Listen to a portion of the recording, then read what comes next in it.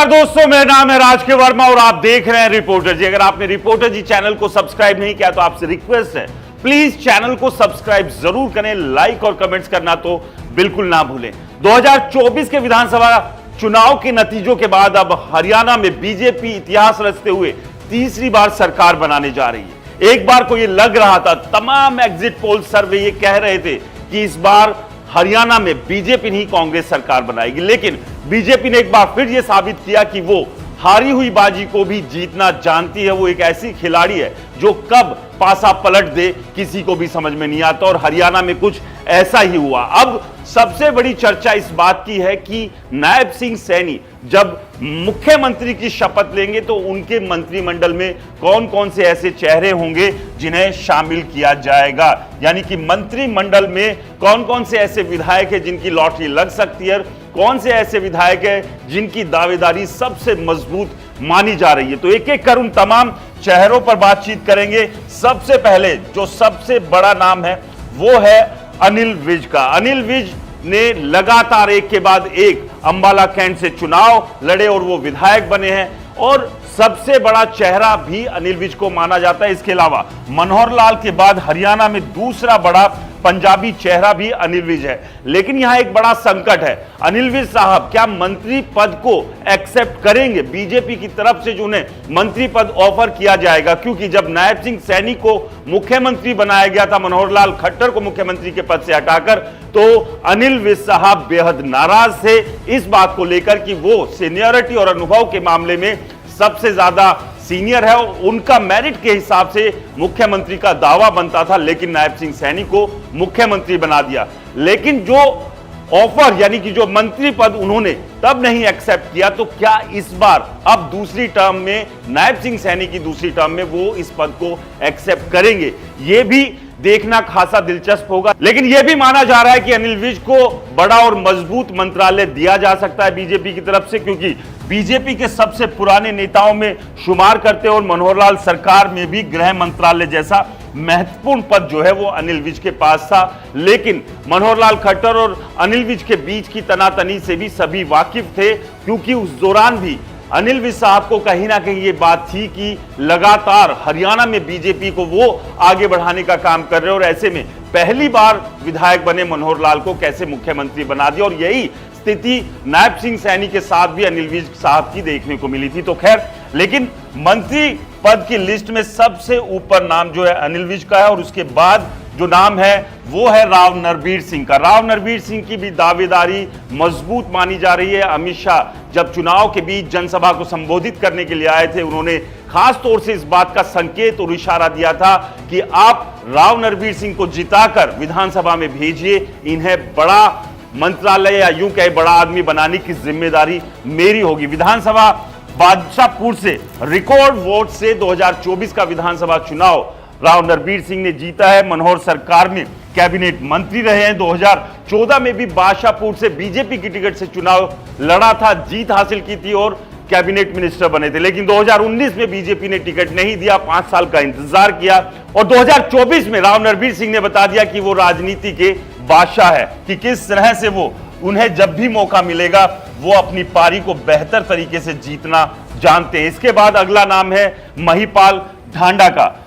पानीपत ग्रामीण से लगातार तीसरी बार विधायक बने हैं महिपाल ढांडा। जाट समाज से आते हैं, पिछली टर्म में पंचायत मंत्री रहे थे, इस बार भी इनकी दावेदारी इसीलिए मजबूत मानी जा रही है। इसके अलावा पूर्व सीएम मनोहर लाल के करीबी भी है और उनके संसदीय क्षेत्र से आते हैं। तो महिपाल ढांडा का जो है वो अगला नाम है। इसके बाद अगले नाम की बात करें तो महिला चेहरे के तौर पर कृष्णा गहलावत का नाम भी मंत्रिमंडल के तौर पर खासी चर्चाओं में है, और संभावित मंत्रियों की लिस्ट में ये भी काफी ऊपर हैं। कृष्णा गहलावत को भी नायब सिंह सैनी अपने मंत्रिमंडल में शामिल कर सकते हैं, इस बात की भी पूरी संभावना है।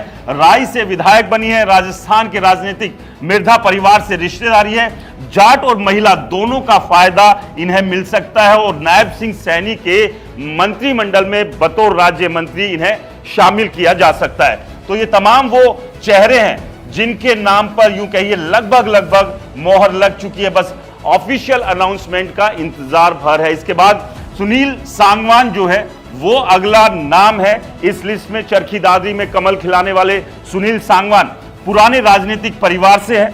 पिता सतपाल सांगवान पूर्व मंत्री रहे हैं और खास बात राम रहीम को 6 बार पैरोल देने के मामले में चर्चाओं में आए थे। दादरी की दोनों सीटों पर इस बार बीजेपी जीतने में कामयाब रही है, तो सुनील सांगवान का नाम भी मंत्रियों की लिस्ट में शामिल करने को लेकर चर्चाओं में है। इनकी दावेदारी भी खासी मजबूत मानी जा रही है कि इन्हें भी नायब सिंह सैनी के मंत्रिमंडल में शामिल किया जा सकता है। इसके बाद अगला नाम है अरविंद शर्मा का।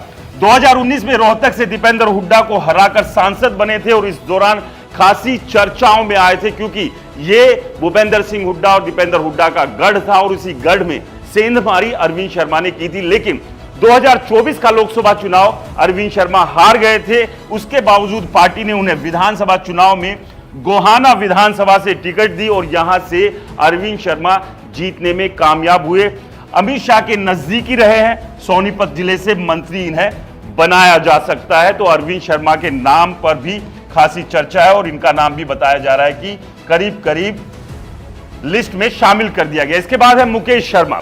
मुकेश शर्मा के नाम पर भी मोहर लग सकती है। गुरुग्राम विधानसभा से रिकॉर्ड वोटों से जीत दर्ज की थी। राव इंद्रजीत के करीबी है, ब्राह्मण चेहरा, और गुड़गांव के लोग लगातार ये मांग कर रहे हैं कि पिछले 2 टर्म से यानी कि 2014 और 2019 में बीजेपी के विधायक तो यहां से बने लेकिन किसी को भी मंत्री नहीं बनाएगा। 2024 में अब जो विधायक चुनकर उन्होंने दिया है उसे मंत्री बनाए ताकि वो मजबूती से काम कर सके, क्योंकि बहुत सारी दिक्कतें परेशानी गुड़गांव विधानसभा में है। इसके बाद अगला नाम है विपुल गोयल का। विपुल गोयल फरीदाबाद से विधायक चुने गए हैं। मनोहर लाल के पहले कार्यकाल में उद्योग मंत्री थे। कैबिनेट मंत्री के रूप में काम करने का अच्छा अनुभव है।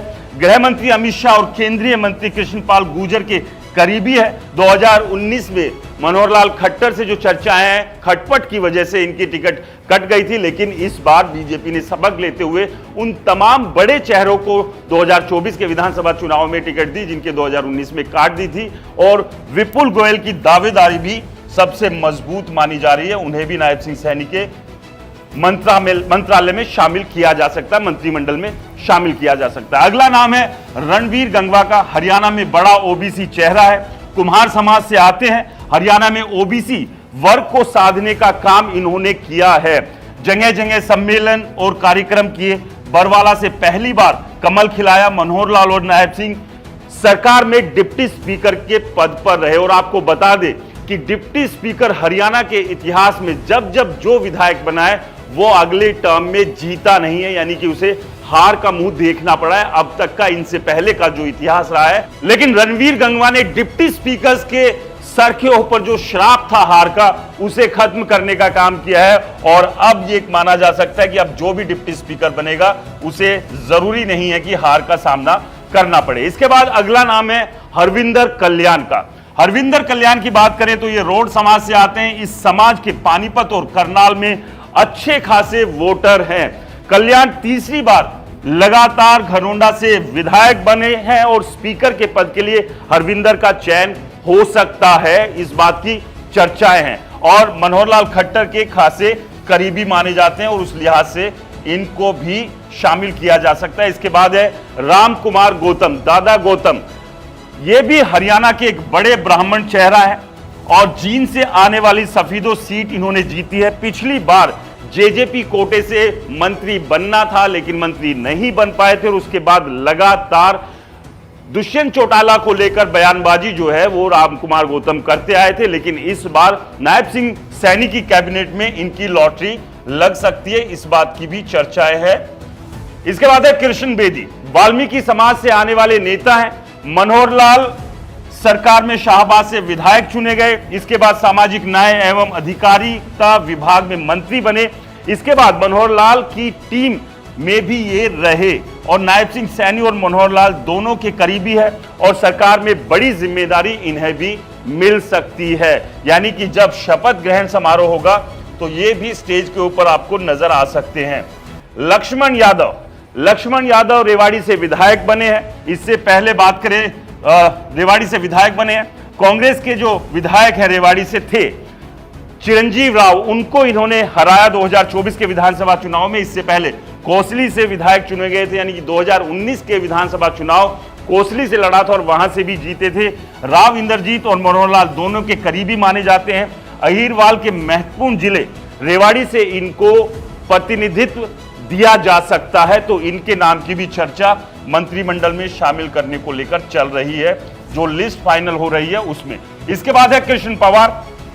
दलित समाज से आने वाले दूसरे बड़े नेता जो हैं वो कृष्ण पवार है। राज्यसभा सांसद के पद से इस्तीफा देकर पानीपत की इसराना विधानसभा से विधायक का चुनाव लड़ा और जीते।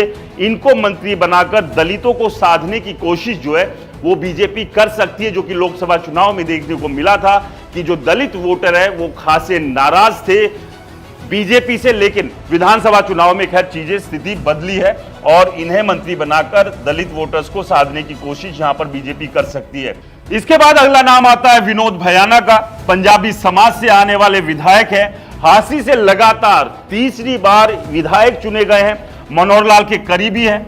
2 टर्म में कोई भी बड़ी जिम्मेदारी सरकार में इन्हें नहीं मिली थी। ऐसे में उम्मीद लगाई जा रही कि इस बार इनका नंबर आ सकता है, इनकी लॉटरी लग सकती है। तो तमाम ये वो चेहरे हैं जिनके नामों पर चर्चा चल रही है और करीब करीब इनमें से काफी ऐसे चेहरे हैं जिनके नाम फाइनल हो चुके हैं। बस सिर्फ इंतजार है ऑफिशियल अनाउंसमेंट का, जब ये साफ हो जाएगा कि नायब सिंह सैनी के साथ कौन कौन से वो विधायक है जो मंत्री पद की शपथ लेने जा रहे हैं। आपको क्या लगता है हमें कमेंट्स कर जरूर बताएं। रिपोर्टर जी चैनल को सब्सक्राइब नहीं किया तो दोस्तों चैनल को सब्सक्राइब करना बिल्कुल ना भूलें। नमस्कार।